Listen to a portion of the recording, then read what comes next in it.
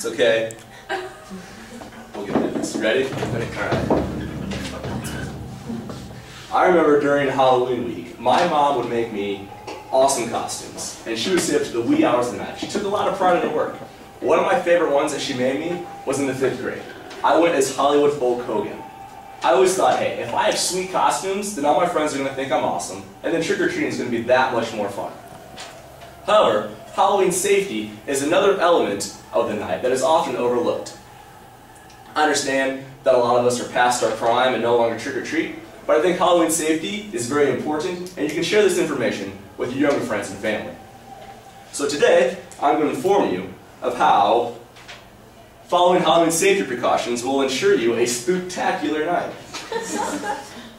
The first thing I'm going to share with you is how to devise a plan for trick-or-treating. Next, I will tell you what costumes are appropriate to wear, and then I will share with you why you need to inspect your candy before you eat it. So the first safety precaution to go under is having a plan. Having a plan for trick-or-treating is much like devising a plan for a bar crawl. You see, there's certain locations you want to be at specific times, while making sure you have contact with your group throughout the night. Alright, so the first thing you want to know is how to have a route, have a plan for a route, where you want to be at specific locations, certain houses, particularly ones that give sweet candy. Make sure you hit those up first and know exactly what locations you want to be at specific times as well. All the while, make sure you always trick-or-treat in groups. This prevents you from getting lost or kidnapped. Also, don't laugh. Also, there are some rules that you want to abide by while devising your plan. In October 2007, the Center for Young Children at the University of Maryland, they suggest that you always approach well-lit houses, use sidewalks, abide by traffic signs, never run in between parked cars, and always carry a flashlight so you can see and be seen by other people.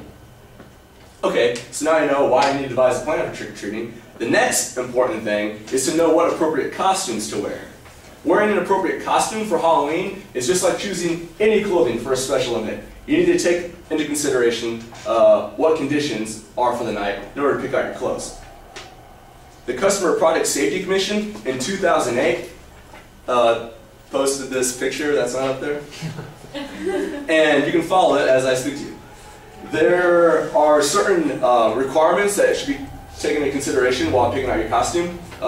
This Customer Product Safety Commission, they suggest that you wear light or bright colored clothing so you can be seen by motorists. And if you wear a darker costume, then you should wear reflective tape on your candy bag or your costume.